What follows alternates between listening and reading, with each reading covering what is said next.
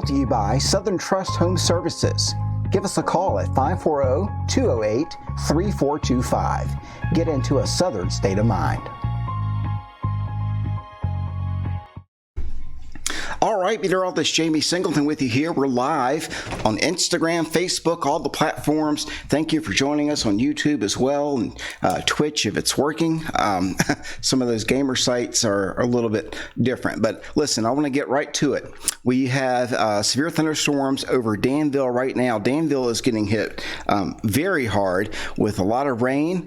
Let's see if they've got a lot of wind. It looks like they've got certainly some gusty, strong winds. And in fact, they report we've got thunderstorm wind damage 5 miles northwest of Westover Hills, a tree down on Clearview Drive from the Department of Highways. So confirmed wind damage here. The airport, which you see at the right where my cursor is going here, is reporting a wind gust of 27 miles per hour. And as we continue to zoom in, you can see all the roads are inundated with some torrential downpours. Rainfall rates are up there. And whether you're in a drought or not, that's going to cause some issues out there. Looks like we have two reports right next to each other. I think they corrected it and moved it. That's what happened. Okay, that was the one I just read, but we want to take a look at what else is going on. For our viewers in North Carolina, down through Ruffin, Wentworth, still a lot of activity going on there. And in Greensboro, we measured 59 miles per hour at the Piedmont Triad Airport when this just came through. 59 mile per hour winds, and probably a lot of wind damage down through Greensboro as well. These storms that I'm tracking here are moving a little bit east and somewhat north, so maybe east northeast with time. Walkertown's got a tree down. See Clemens, more trees down here. So it's primarily been a wind event, and you can see those warnings extend out and may make it to Durham and Raleigh later on tonight. And with that said, we also are looking at maybe Richmond, the greater Richmond area getting hit later on this evening. You can see Charlotte Courthouse, a lot of lightning here as we go in the Farmville, Hampton, Sydney, and Buckingham County too, seeing a lot in the way of what could be hail showing up right there. When you get those yellows and the blues, that's a good indicator of possible hail. Echo tops here are topping out near 40. What I might do for you is look inside the storm, because it helps us see what's going on. Actually, let me look at the most highly populated area that we have probably watching. Elliston Lafayette, a tremendously heavy rain. You put that in motion, it's moving right toward you in Salem. So Salem, hunker down. This is not a severe storm by technical definition, but it does have a lot of heavy rain and probably, let's see, it's probably some gusty winds at about 30-40 miles per hour. Wouldn't be surprised if there's some hail in here showing up just south of the interstate, right over this mountain here as it comes down. But we can actually go down if we need it to the actual street. So what we're going to do is go back to base reflectivity here, and I want to see how big the storm is. Wow. So it's in the cone of silence on the radar, but we'll try to see this. You'll see what I mean. I'm going to draw Salem, and we'll get the outer edges of that storm. So we're going to slice the storm in half here and go with a lit volume. And I'm going to mess around a little bit with the texture of the storm here, so you can get an idea of the shape of it. And as I do that, you can see more of the storm. Give it a little more alpha. This is it. And you can't see the top of that storm, but Salem is up underneath it. So in Salem, you're getting the clouds. And look at this. That's the actual storm. Hold on 1 minute while I save that.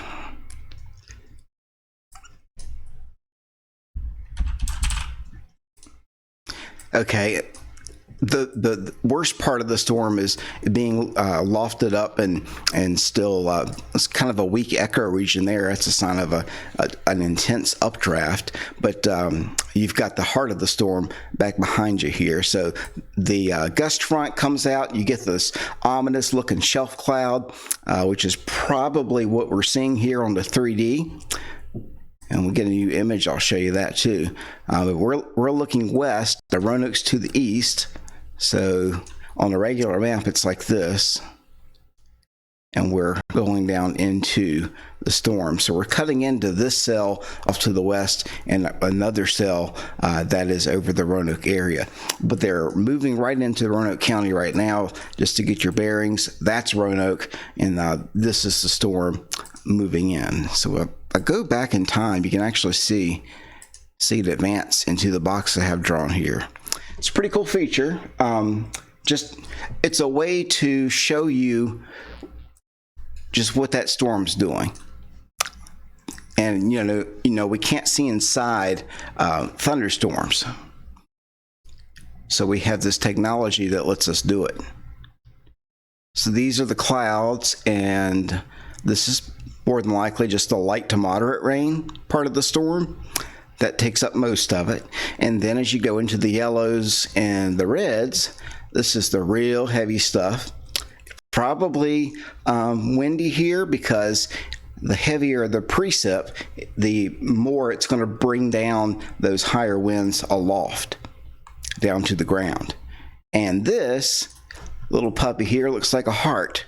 It's actually a hail core that is being lofted by an updraft. So the hail comes up and freezes, comes back down and kind of gets some more super cooled water on it, goes back up and freezes again, and eventually when it outweighs the updraft, it becomes, a hailstone that hits the ground. We got a new image. There it is, and guess what happened? It's getting closer to the ground, just like we said. So watch out for some hail. Not a lot of it, but there is some in and around the Salem area, just out of the city. We can go in real tight here and look at the storms. They're pretty impressive. So we'll go back and see what the actual structure looks like. And again, we can only go up to about 45,000 because the radar can't see up and over that storm because of the curvature of the Earth. So pretty neat. All right, zooming back out, so you can see on the regular view here, they're still knocking on your window in the Roanoke Valley area. I need to get rid of something here. Hold on. Let's see.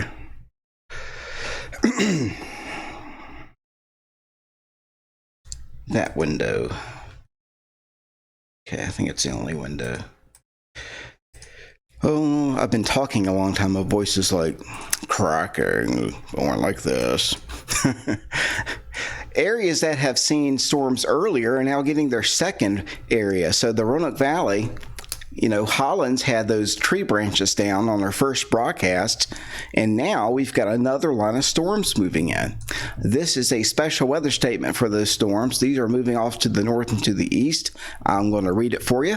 At 4:50, radar indicated, that was 8 minutes ago, radar indicated strong thunderstorms along a line from near Ashbury to near Potts Creek to near Salem. Movement was to the northeast at 30 miles an hour.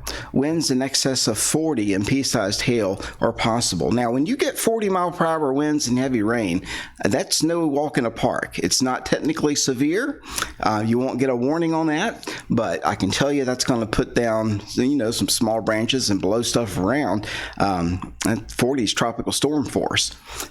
So for a few minutes, it could be pretty rough, especially with the heavy rain and lightning. We can't warn on lightning because we'd have to warn on every storm. But storms that contain a lot of lightning, we tend to throw that in there. That's a real danger. Okay, so your locations, obviously Roanoke, Salem. We just saw that in 3D. Allegheny, Vinton, and Covington includes, Salem Civic Center. And we also have the potential for flooding, street flooding with all this heavy rain that we've had in the area. Some areas, again, getting the storms for a second time. Here they go. You see the first batch moving out and the new batch moving in.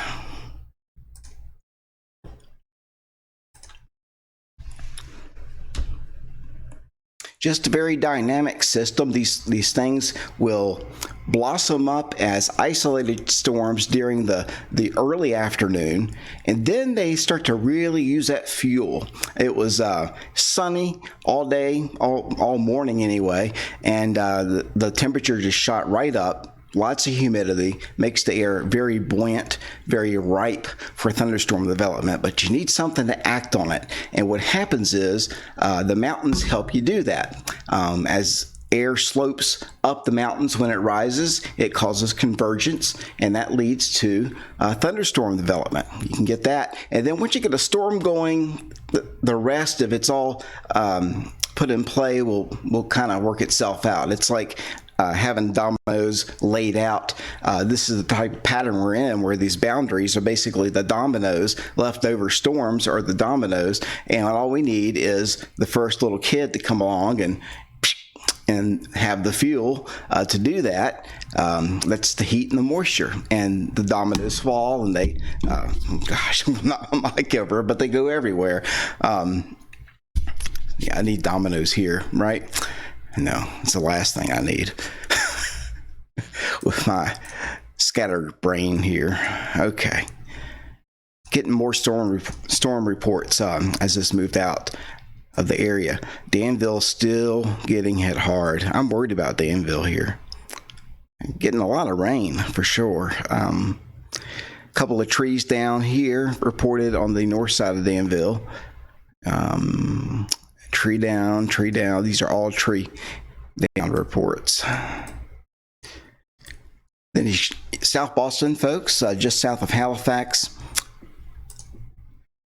You see those storms moving through. They jumped over Halifax. That's crazy. It's happened before. Sometimes they'll do that. They go where they want to go. They have, they're not people, obviously, but the mechanics of a storm, it'll go where it needs to go. It's really quite fascinating to see them develop like this. Very hard to track. That's why you're seeing the Weather Service overlap a lot of these warnings. They'll go away. They'll come on back. That's what's going on there. Coming back in the Roanoke, let's see. I got a lot of folks in Roanoke. We'll zoom you on in. Cave Spring is where the storm is at right now. It is non-severe, but has the potential to produce 40 mile per hour winds or greater. If it gets up to 58 mile per hour winds, which I don't think it will, but it could, they'll put a warning out for it. Right now, I'm looking at, let's see, 15, 29. Right here in the bright areas, looking at 30, 39. So there's your 40 mile per hour winds there on Starkey, potentially. And then you got downtowns up here. So this is 419. And again, Hollins earlier had a bunch of tree limbs down from those storms. Let's see if we got any hail. We do have indicators of very small ice, the beginnings of it, rime ice and super cooled water, basically, up in the cloud over Cave Spring, but that's not enough to really give a lot of hail. You may get some pea-sized hail out of that. And again, it's moving off to the northeast at 30 miles per hour. There it is in motion.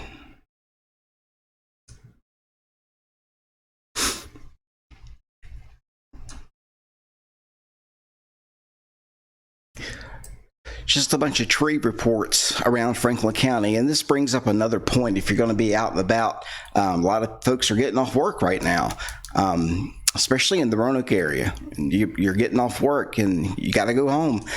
Be advised that there's going to be some chainsaws and crews out cleaning up, probably some AEP people fixing the power poles and the lines that have gone down. I think the worst thing they encounter is when a cluster of trees blows over and snaps the pole and all that. That's a lot worse than just a tree hitting the power line or the power line going down.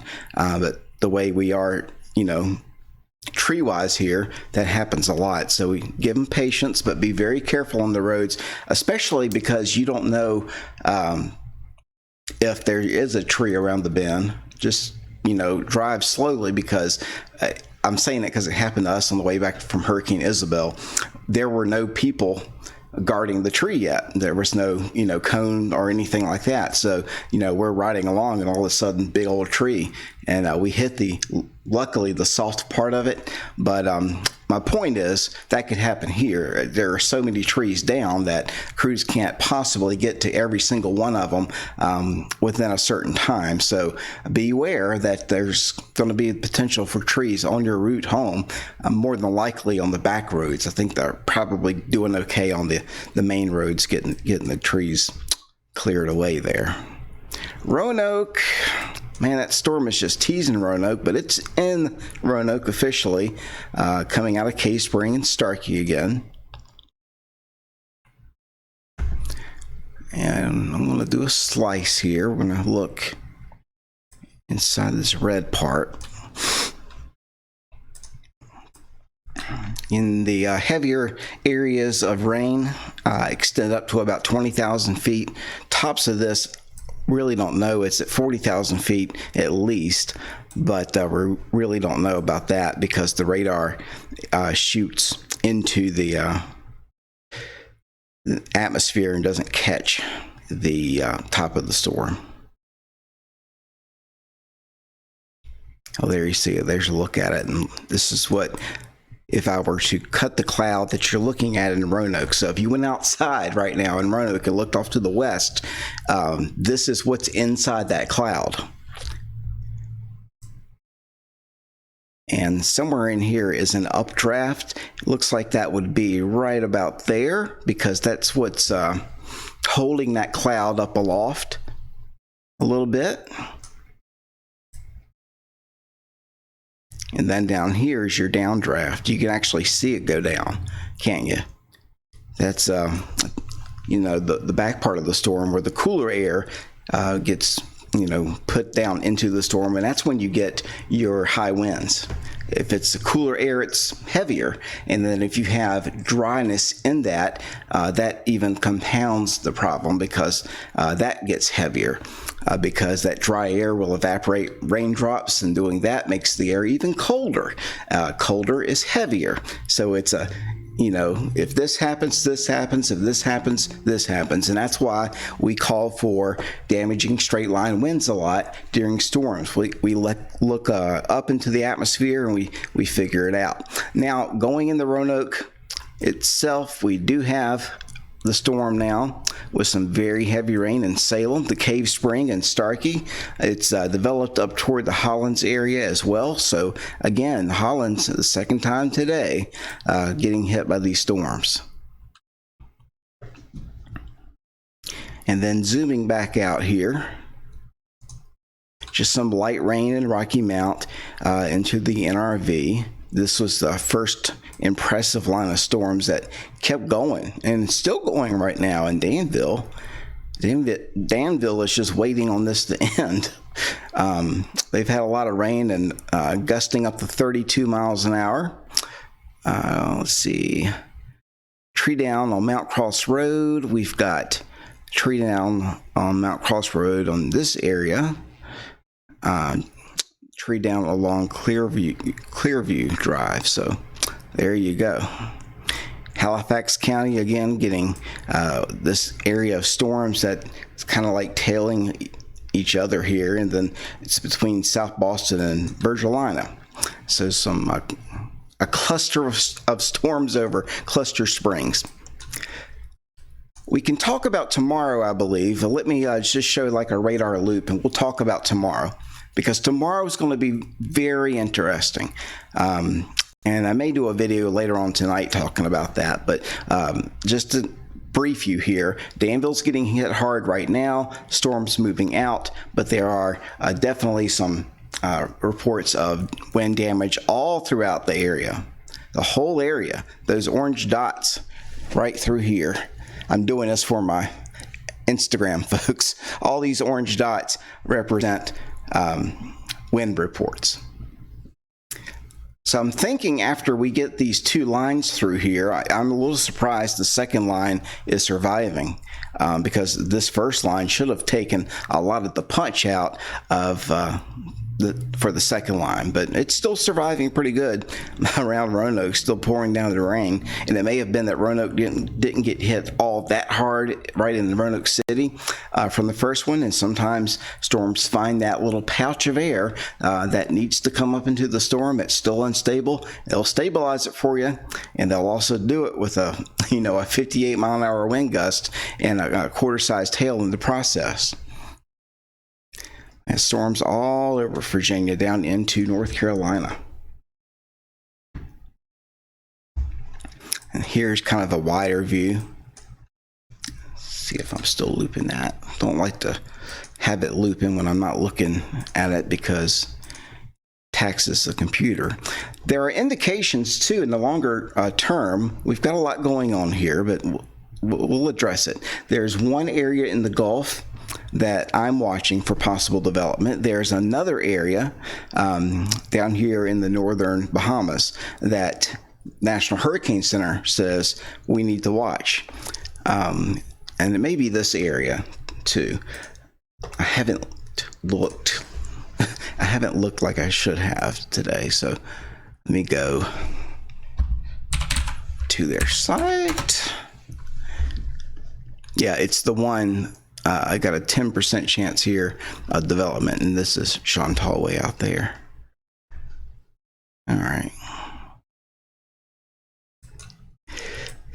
This area of clouds and storms, if it can find a pouch, a center, and the wind can get all the way around that center, and we get storms all the way around that center, this will start to blossom up, and potentially, if it doesn't have much in the way of wind shear, it's got warm enough water, it could get named. That'd be a tropical storm, whether it be a hurricane.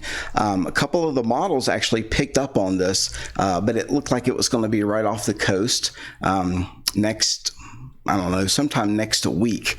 But I was too busy looking at what's going on here. And you can still see the warnings in effect for Southside, Halifax County as well. And that second line back there is associated with this little dip in the jet stream. If you can see that brown line, that's the lower level jet stream I'm looking at. Still in the mid-levels though, but not at 30,000 feet. I'm looking at about 500 millibars, about 18,000 feet. And that gives me an idea when I see a kink that the storms could flare up on it. So if you've got one kink here, you got another one here. And again, anything up under that is why we see the storms. And it's called whack-a-mole storms. Chris White calls them that because at this stage, the air is just so moist and humid. You get one storm that comes out, blossoms up, fades away.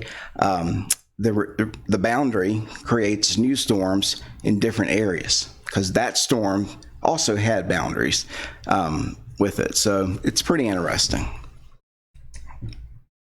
But all of this energy off to the west is going to end up going into our area for tomorrow. And that's going to be happening at the same time that cooler air is coming down from the north and from the east. And that inherently gets spin going.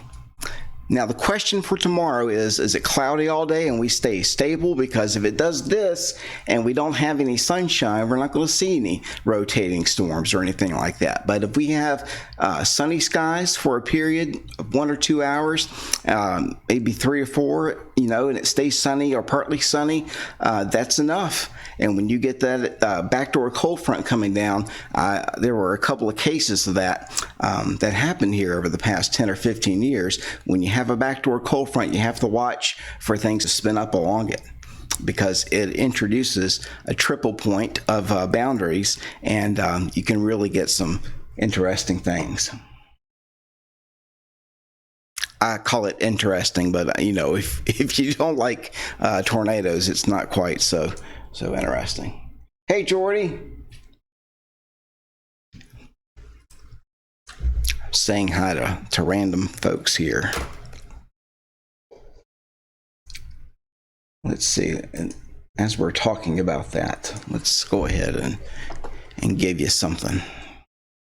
Here are the power outages. Currently, I'm going to view by county. 4,242. That number had gone up. I think I posted something a bit less, like 3,800. So we've increased just in the past 15 minutes or so.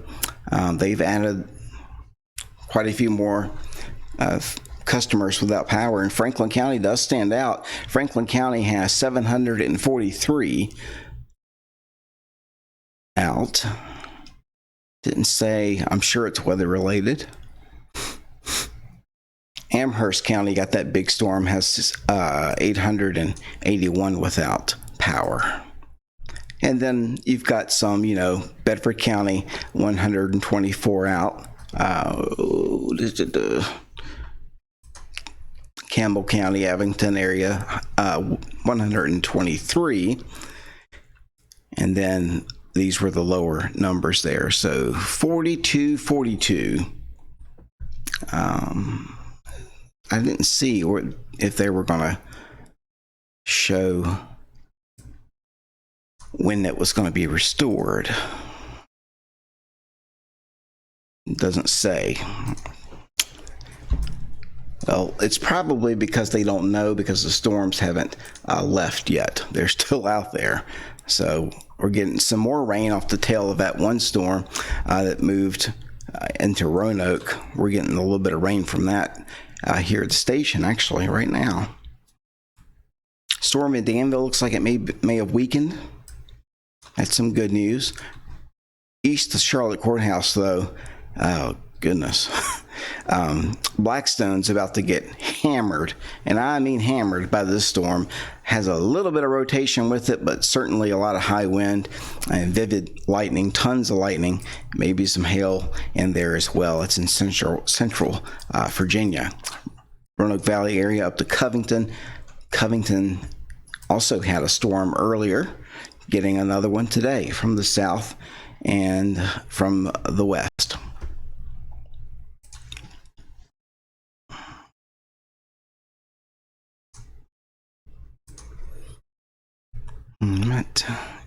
Yeah, it's current. So big supercells, or not supercells, but big storms out here, potential to be supercells. We were going to talk about what's going to happen tomorrow. I got distracted with the power outages. That's how I do sometimes. I get so into this stuff that I confuse myself, like on where I'm going next. This is probably, I'm going to do Tropical Tidbits. Give me 1 second. This is a free, Tropical Tidbits is a free site. You can go and get all the models. It's very easy to use. Okay, so this is the GFS. I'm going to go to the 3-kilometer NAM, which is a very high resolution model, and we're going to go to the southeast region. So we'll be at the very top of the screen. We're going to be hard to see. I'm going to zoom this in.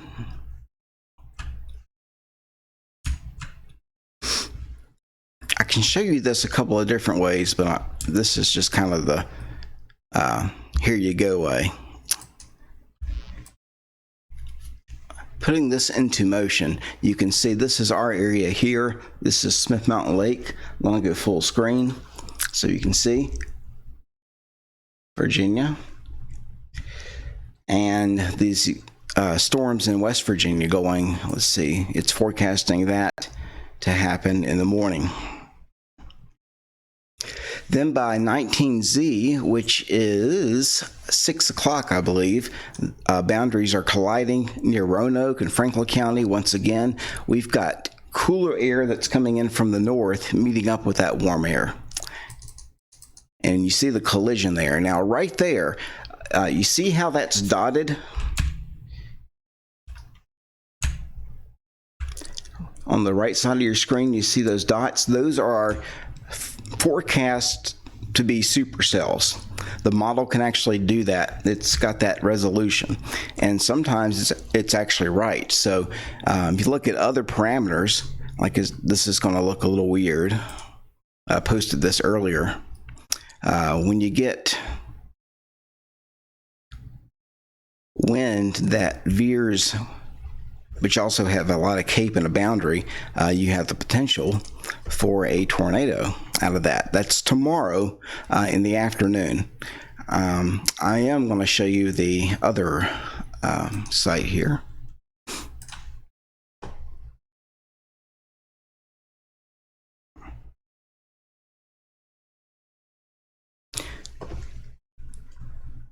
All right, this is the high resolution NAM.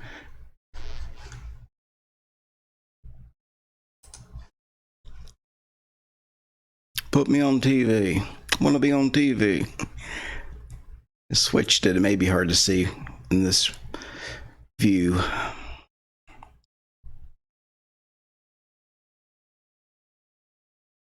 Sometimes the 18Z run is a little bit drier and cooler for some reason, because the 18Z run doesn't really have a weather balloon information to go off of.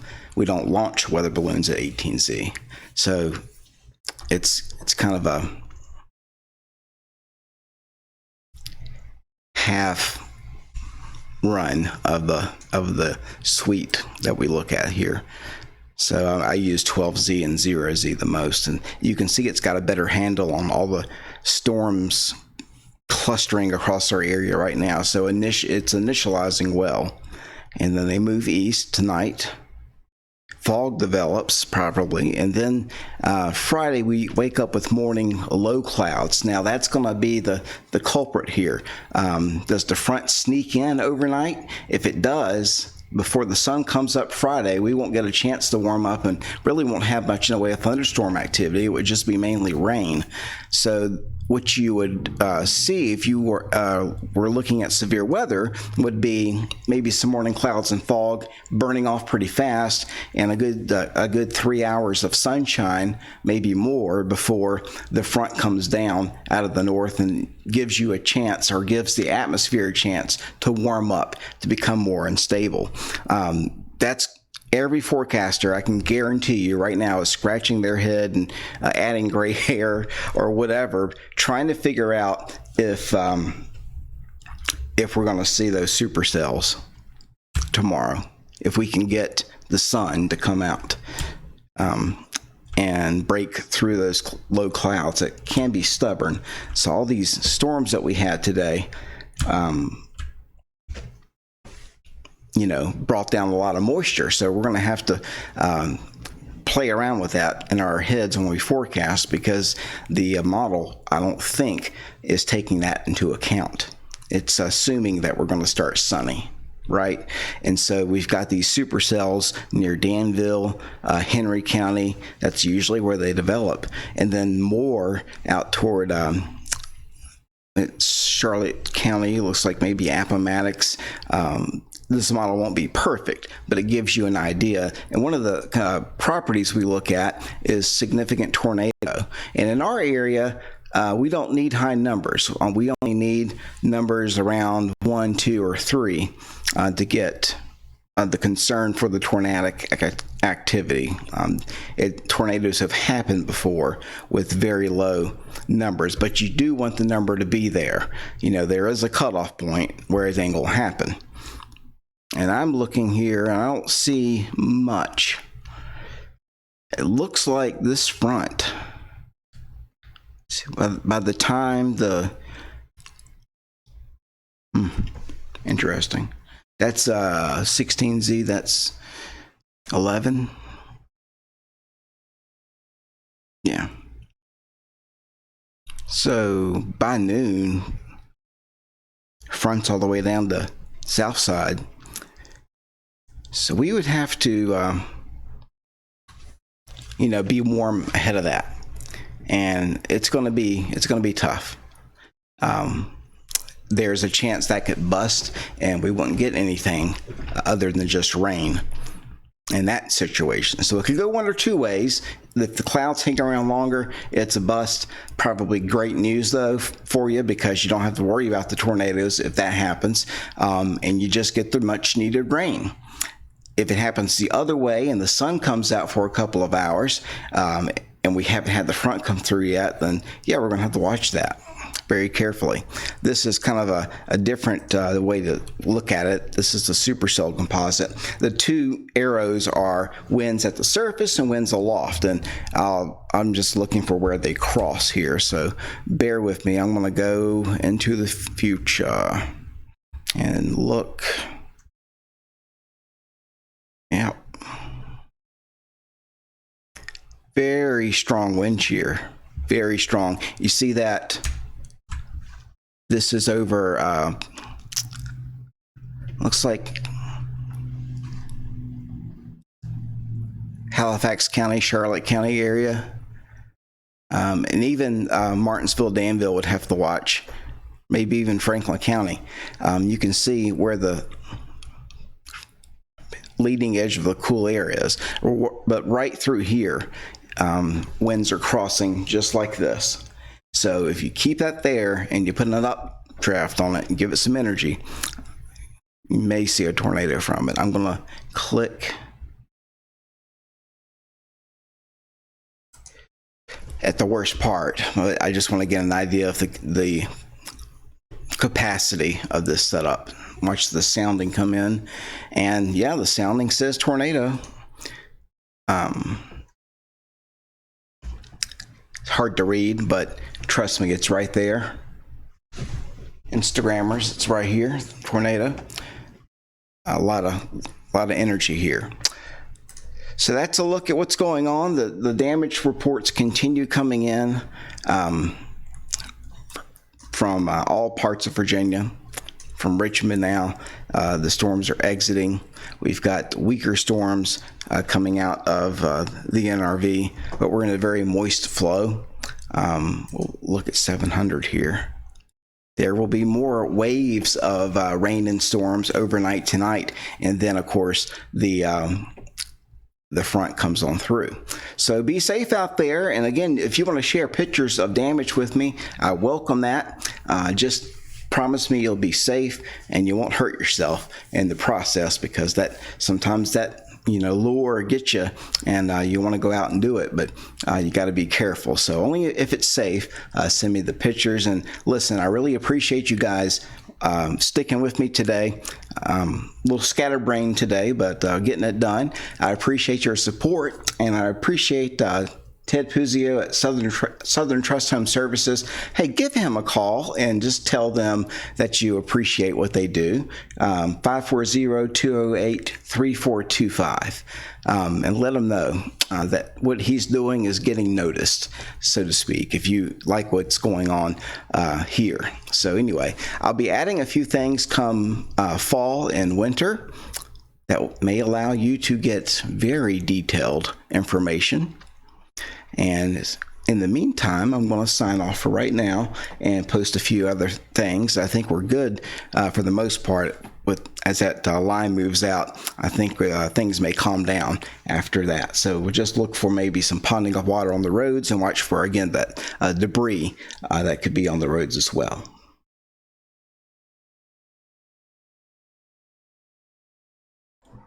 Brought to you by Southern Trust Home Services. Give us a call at 540-208-3425. Get into a Southern state of mind.